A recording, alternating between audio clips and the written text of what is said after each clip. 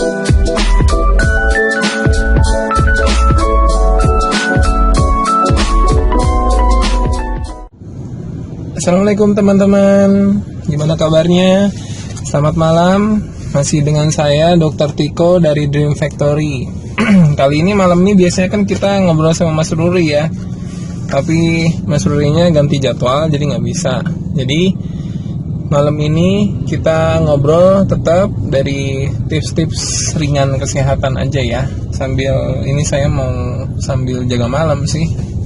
Nah, malam ini kita enaknya ngobrol, biasanya itu saya itu senengnya ngobrol sama sesuatu tema yang paling sering saya edukasin ke pasien-pasien sih sebenarnya. Jadi biar bisa sharing sama teman-teman subscriber sama viewer semuanya ya. Jadi kali ini kita mau ngobrolin tentang dermatitis. Jadi gangguan penyakit di kulit yang ringan tapi yang lebih ke arah alergi. Jadi gini, kalau misalnya secara umum, jadi sering pasien itu misalnya mengeluh, dok, saya gatal-gatal kayak gini-gini gitu kan. Jadi kalau misalnya untuk gangguan dermatitis biasanya kayak faedah tanpa, nggak akan ada asap kalau nggak ada api. Jadinya pasti harus ada pencetusnya. Pertama itu untuk ngelihat, kita bedah dulu misalnya dari dermatitis itu ada apa aja. Sedikitnya sih dermatitis itu bisa dibagi menjadi beberapa macam ya. Ada yang gangguan kulit karena alergi, itu kan paling sering ya. Jadi alergi itu nanti juga akan dibagi, tapi saya nggak akan ngomongin terlalu detail. Jadi saya akan ngomongin yang paling sering aja dikeluhin sama masyarakat biasanya. Ada yang karena alergi, ada yang karena kontak itu pun juga, kontak itu maksudnya terpapar sama sesuatu zat. Ada zat yang kontak iritan karena suatu zat kimia atau zat yang lain gitu. Jadi untuk dermatitis itu sendiri pada saat muncul awalnya itu pun bisa dibedain dari lokasinya di mana. Terus udah gitu juga selain lokasi juga bisa dibedain dari bentuknya, gatal-gatalnya itu seperti apa. Tapi secara umum kita harus ngomongin dari pelan-pelan dari awal. Jadi kita tanya dulu misalnya sejak kapan, dari kapan ini gatalnya muncul. Kenapa? Karena dari obrolan yang kelihatan sepele ini, penyakit yang seperti ini itu sebenarnya bisa dicari tahu penyebabnya dengan obrolan aja. Contoh misalnya ya, saya kasih contoh. Pertama kita tanya dari kapan gatalnya ini muncul. Contoh misalnya dari pasien itu bilang seminggu yang lalu. Nah kita gali lagi dari seminggu yang lalu itu, misalnya tepatnya pas hari apa, dari hari apa, sekitar jam berapa, atau misalnya pagi, sore, malam dia munculnya. Karena pada saat itu nanti kita akan cari tahu dia muncul apakah karena alergi terhadap makanan, atau misalnya terhadap sesuatu yang dipakai, atau terhadap lingkungan, atau misalnya kayak contoh lingkungan itu kayak suhu juga berpengaruh loh teman-teman. Jadi kayak misalnya antara panas sama dingin itu sangat berpengaruh. Jadi kita bisa cari tahu. Kalau misalnya sudah tahu nih, misal contoh paling sering itu kayak gini, ini dok, kayaknya sih misal seminggu yang lalu sempat saya makan apalah gitu ya yang bikin alergi, ikan atau misalnya seafood biasanya kan kayak gitu. Nah nanti tapi kita harus cari tahu dulu tuh apakah benar dari makanan itu. Nah kan biasanya kalau misalnya untuk alergi dari makanan, dia akan bertahan selama dia makan makanan itu. Tapi kalau misalnya habis makan makanan yang bikin dia alergi, terus begitu dia minum obat, terus habis itu hilang, nggak makan lagi, biasanya harusnya sih secara logika nggak muncul lagi. Tapi kok ini masih muncul, berarti kemungkinan juga bisa bukan dari makanan itu gitu loh logikanya. Jadi kita gali terus supaya sampai dapat, entah itu bisa dari makanan, ternyata bisa jadi contoh kayak memakai deodoran gitu. Nah salah satu contohnya lagi yang unik, yang kenapa saya bilang kalau dermatitis alergi ini unik, karena pengalaman saya sendiri.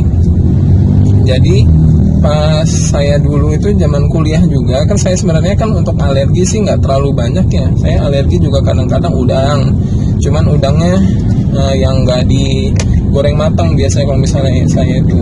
Tapi kalau misalnya udang biasa sih saya makan-makan aja. Tapi kalau misalnya untuk alergi spesifik saya sebenarnya nggak punya.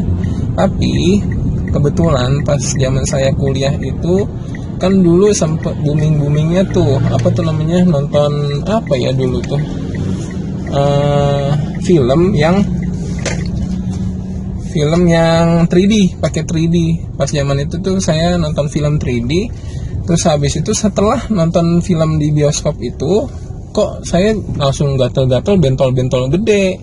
Nah, kalau bentol-bentol gede itu kalau di dunia kedokteran namanya urtikaria. Urtikaria itu biasanya karena alergi. Nah, alerginya itu bisa dari macam-macam. Kan saya kan nggak punya alergi ya. Terus habis itu saya bingung juga, alerginya dari mana gitu kan. Terus apakah dari makanan? Pas nonton itu saya cari lagi makanan, bukan.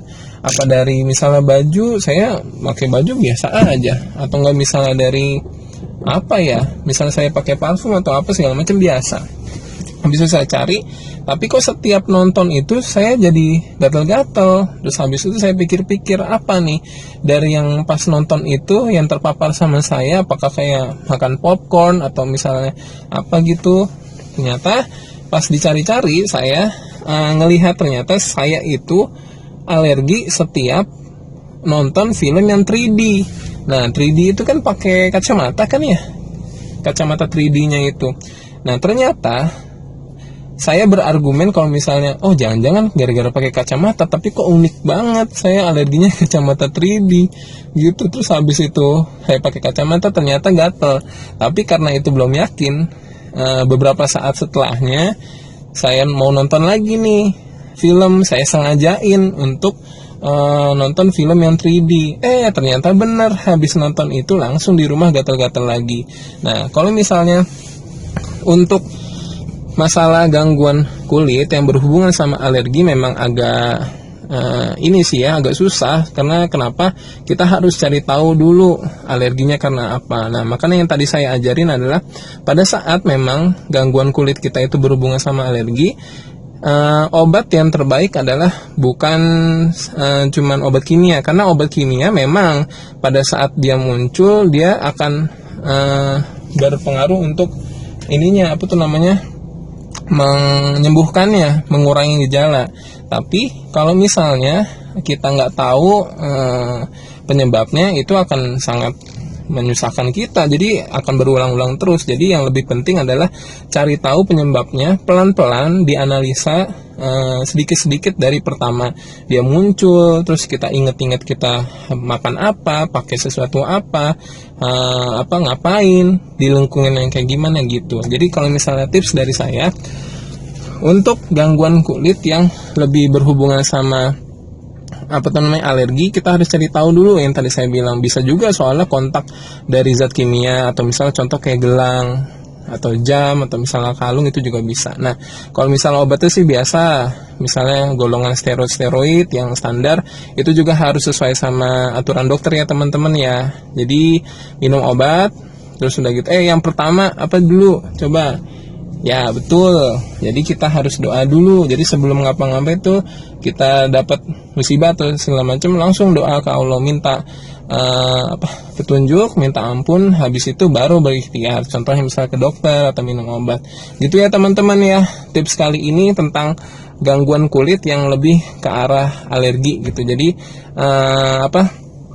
intinya pertama ya kita harus cari tahu dulu, misalnya dari kita sendiri itu alerginya lebih ke mana. Terus habis itu supaya nanti kita bisa memudahkan dari dokternya untuk mencari tahu alerginya apa dan disesuaikan sama obatnya. Ya gitu ya teman-teman, selamat malam, semoga sehat selalu semuanya, rezekinya lancar, tambah soleh.